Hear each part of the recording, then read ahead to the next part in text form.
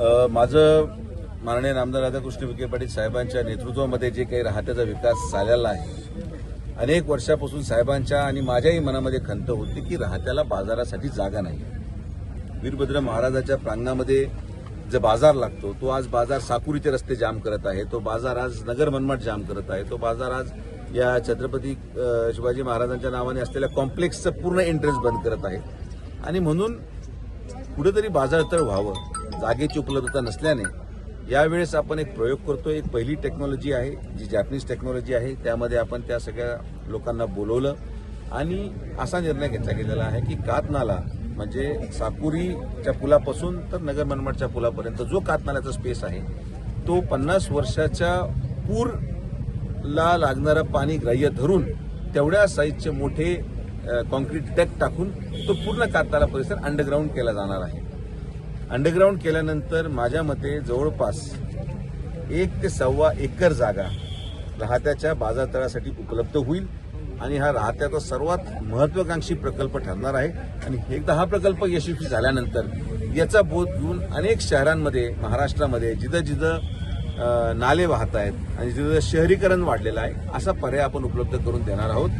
मला असं वाटतं की आम्ही सगळेजण एकत्रित बसलो होतो, नगरसेवक नगराध्यक्षांबरोबर चर्चा झाली. कातनाल्याच्या हातीमध्ये जेवढं अतिक्रमण आहे त्यांना नोटिसा द्यायचं काम सोमवारपासून आपण करत आहोत. मटन मार्केट जे आहे ते मटन मार्केट तुर्तास आपण स्थलांतर करीत आहोत.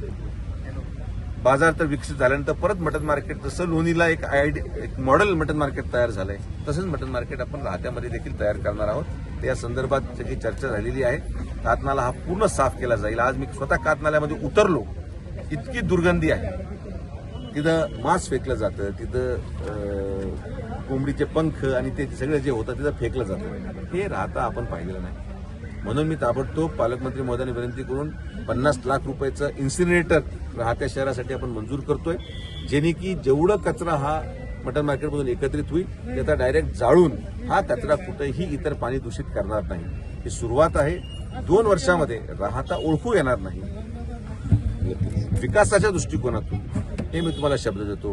हा कातनाल्याच्या प्रकल्पाला लागणारे 7 कोटी रुपये हे माननीय नामदार राधाकृष्ण विखे पाटील साहेबांनी मंजूर करून घेतलेत.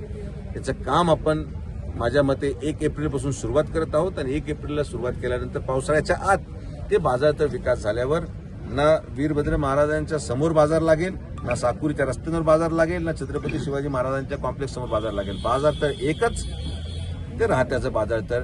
मग सगळे पाळणे भविष्यात तिथं यात्रेचे लागतील, जेवढे सणासुदीचे स्टॉल लागतील ते रस्त्यावरनं लागतात तिथं लागतील. ते राहत्याचं औद्योगिक केंद्र म्हणून ओळखलं जाणार आहे.